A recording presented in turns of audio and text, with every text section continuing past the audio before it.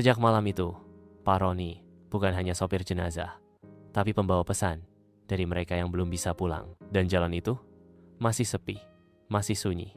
Tapi jika kau lewat malam-malam, jangan heran kalau ada yang mengetuk kaca dan berkata, "Pak, bolehkah saya turun di sini?" Sudah 2 minggu sejak malam itu, hidup Pak Roni mulai terasa lebih tenang, sampai satu kejadian mengubah semuanya. Suatu malam, ia sedang mencuci mobil jenazahnya di garasi.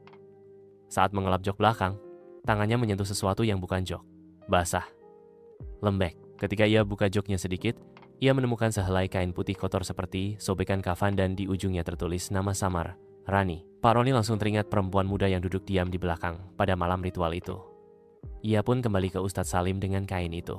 Ustadz Salim melihat kain itu dengan serius, lalu mengangguk. Dia belum dikubur. Arwahnya tak tenang. Mungkin korban kejahatan. Ustadz menyarankan Pak Roni mencari tahu lebih jauh tentang perempuan bernama Rani yang hilang bukan lewat polisi, tapi melalui mimpi. Malam itu Pak Roni tidur dengan kain kafan di bawah bantal seperti yang disarankan Ustadz. Dan benar saja, dalam mimpinya, ia berdiri di tengah jalan hutan jati, gelap dan dingin. Dari kabut, muncul Rani. Wajahnya pucat, bibirnya bergetar. Aku dibuang di belakang rumah kosong, di tepi sawah, dekat jembatan tua. Seketika mimpi itu berubah menjadi gambaran lokasi. Samar tapi jelas. Sebuah rumah reyot, sawah mengering, dan jembatan kecil dari kayu. Pak Roni terbangun dengan napas tersengal. Ia langsung mencatat semua yang diingat. Keesokan paginya, ia menyusuri daerah sekitar desa tempat pemakaman terakhir. Butuh waktu berjam-jam, sampai akhirnya ia menemukan tempat itu. Rumah kosong, sawah kering, dan jembatan tua. Dengan nekat, ia masuk ke belakang rumah. Dan di sana, tanahnya berbeda. Sedikit cekung.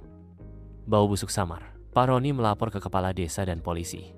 Dan benar saja, sebuah jasad perempuan muda ditemukan. Sudah mulai membusuk, tapi cincin dan pakaian dalamnya cocok dengan laporan orang hilang bernama Rani Pratiwi, seorang mahasiswi yang hilang 3 bulan lalu. Malamnya, Pak Roni kembali ke rumah. Ia duduk di garasi, menatap mobil jenazah yang kini sunyi. Tiba-tiba, radio menyala sendiri. Bukan suara tangisan, bukan suara bisikan, tapi suara lembut. "Terima kasih, Pak.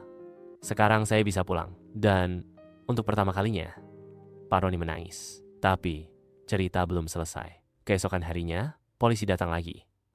Hasil penyelidikan menunjukkan bahwa Rani bukan korban tunggal. Masih ada 2 perempuan lain yang hilang dengan pola sama. Dan pelakunya diduga sopir mobil pribadi yang sering mondar